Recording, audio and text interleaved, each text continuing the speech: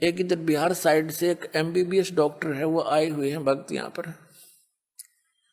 उसकी बिटिया को इतना भयंकर रोग, सब जगह दिखा लिया उसने, सब जगह, क्योंकि पैसे भी बतेरे थे, खुद भी MBBS डॉक्टर था।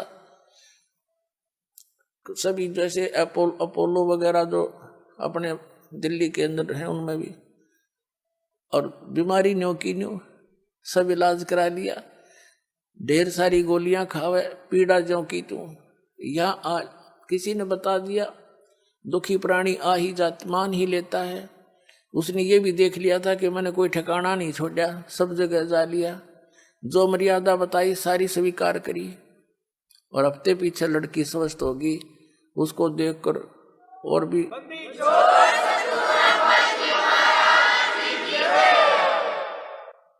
तो कहने का भाव ये। फिर वो जा करके उसने वहां बताया, सबने देखा, क्योंकि सब उसके मित्र प्यारे जहां वो क्लिनिक रखी थी वो सबको पता था कि लड़की बहुत दुखी थी।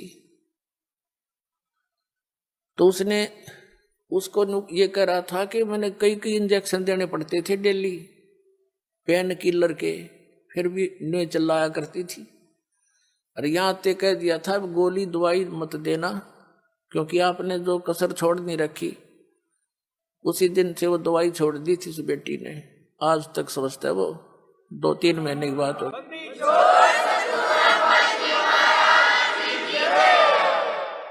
पुण्यात्मा, जहां तक मेडिसिन यानी दवाई का जो काम है वो अपने स्तर पर ही कर सकती है, और जो संस्कार में जो दुख है वो मेडिसिन से दूर नहीं हो सकता, वो आध्यात्मिक पीड़ा है, तो आध्यात्मिक शक्ति से ही ठीक होती है वो।